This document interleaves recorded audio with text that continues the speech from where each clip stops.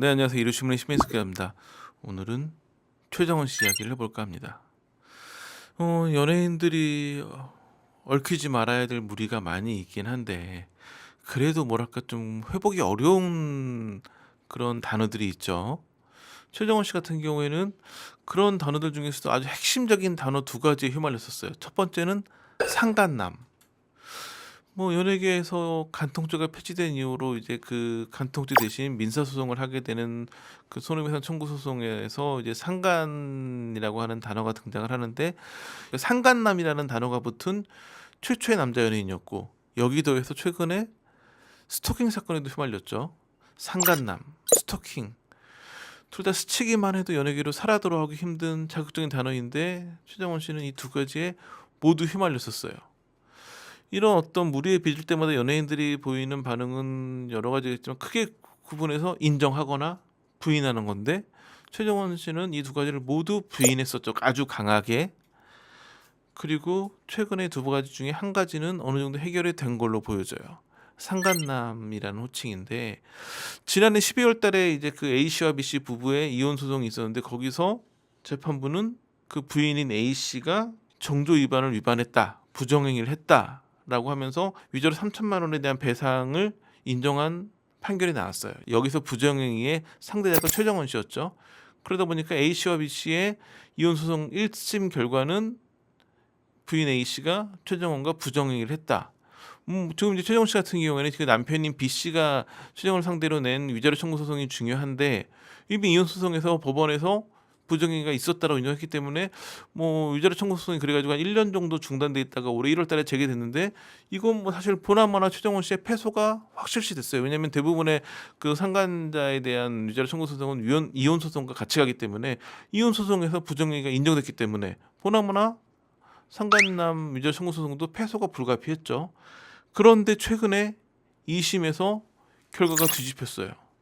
재판부가 이번에는 원고, 그러니까 그 부인 A씨가 되겠죠. 원고와 최정원이 단순한 친분 관계를 넘어 정조 의무에 충실하지 못한 정도의 행위로서 소정의 부정행위를 했다고 볼 수 없다라고 판결이 뒤집혔어요. 1심에서는 부정행위가 인정되는데 2심에서는 부정행위가 인정되지 않은 거죠. 그러면서 이번 그 이혼 소송 항소심 결과에 따르면 최정원 씨 같은 경우에는 부정행위가 인정되지 않으니까 상간자 위자료 소송에서도 승소할 가능성이 굉장히 높아진 거죠. 그러니까 이제 이 상간자 위자료 청구 소송은 이혼 소송의 결과에 바로 연관이 되기 때문에 1심 결과 나오고 나서는 아이고 최정원 상간남 됐네였다가 2심 판결 나온 다음에는 이제 상간남 벗어나겠는데 라는 상황이 된 거죠. 물론 대법원까지 갈 거로 보여지기 때문에 대법원 결정이 남아있지만, 대법원은 사실관계를 따지는 소송이 아니라 그 법률심이기 때문에 사실관계가 뒤집힐 가능성은 많지 않기 때문에 이대로 아마 최정원 씨는 상간남이라는 호칭은 극복할 것으로 보여져요.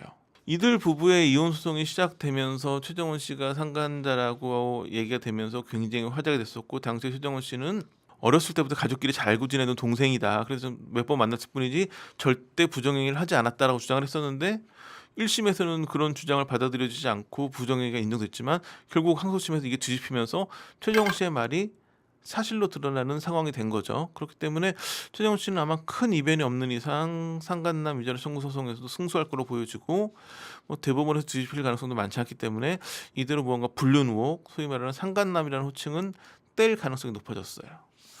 문제는 하나의 큰 산은 넘었지만 그 뒤에 또 다른 산이 남아 있다는 거죠. 사실은 뭐 한 몇 년 전까지만 해도 불륜이 훨씬 큰 리스크였을 거예요.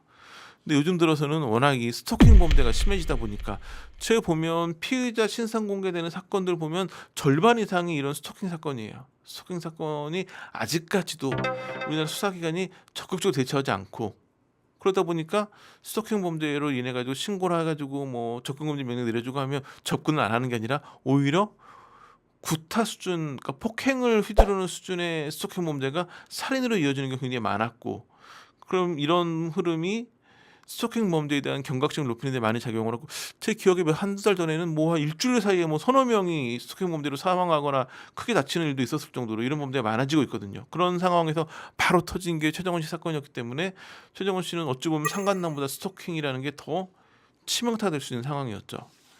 그런데 이제 그 8월 중순 정도에 이런 얘기 알려주고 지금 한 달 가까이 지났는데, 그 이후 소식이 전혀 알려지지 않고 있어요.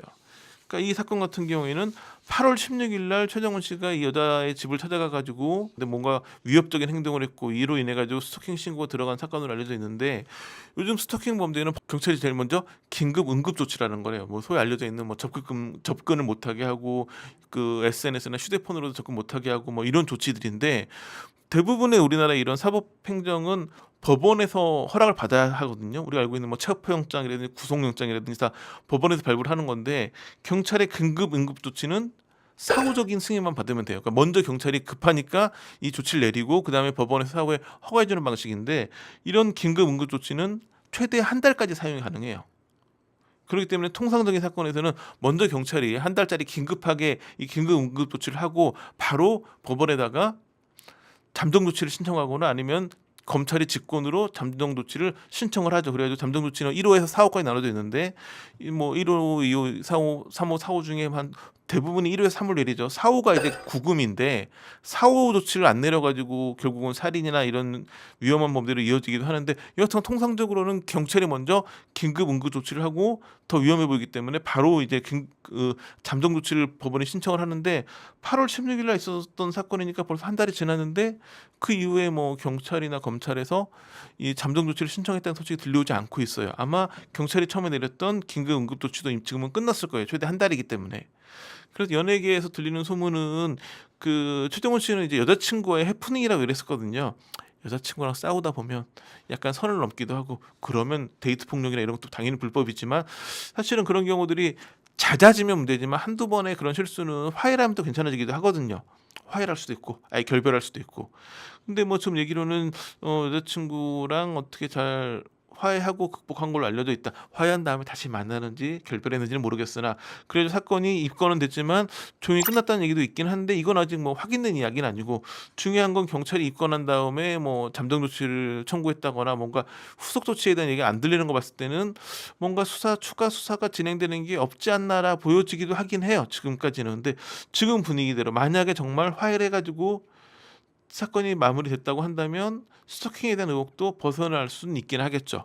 그래서 지금 상간남은 어느 정도 해결이 된 것 같고 스토킹도 해결되면 최정원 씨가 연예계 컴백하는 것도 가능하긴 하죠. 근데 문제는 뭐 상간남, 스토킹 너무 센 단어들이 붙었기 때문에 이 두 가지를 깔끔하게 극복한다고 해도 과거처럼 연예계 활동을 왕성히 할 수 있을지는 잘 모르겠지만 두 가지 극복은 가능해 보이고 그렇기 때문에 좀 지금 상간남 같은 경우에는 대법원까지 간다면 완벽하게 딱 극복이 되는 거거든요. 최정원 괜한 부부싸움에 그 오해를 받았네 이렇게 이해가 될 수 있는데 스토킹은 대부분의 경우가 뭐냐면 스토킹 범죄 아니라고 해도 합의로 조용히 끝나는 경우는 계속 뒷말은 나오기 마련이거든요. 그러니까 스토킹 사건도 연예 컴백을 잘 하려면 완벽하게 해결하는 게 중요해 보이는데 그런 부분 어떻게 될지는 좀 더 지켜봐야겠죠. 지금처럼 아무런 소식이 안 나오다가 몇 달 지나가지고 알고 보니 그때 뭐 조용히 끝났대라고 해서는 사실은 극복이 어려울 수 있거든요. 뒷말을 많이 만들 수 있는 상황이 되기 때문에 모든 연예계 뒷말과 루머는 명확히 딱 밝히지 않고 조용히 그냥 마무리 지었다가 그에 대한 의혹이 루머로 확산되는 거기 때문에 최정원 씨 같은 경우에 스토킹 범죄도 해결이 됐다라고 한다면 정확히 입장을 밝혀가지고 깔끔히 마무리 짓는 게 낫지 않을까 싶은 분위기입니다.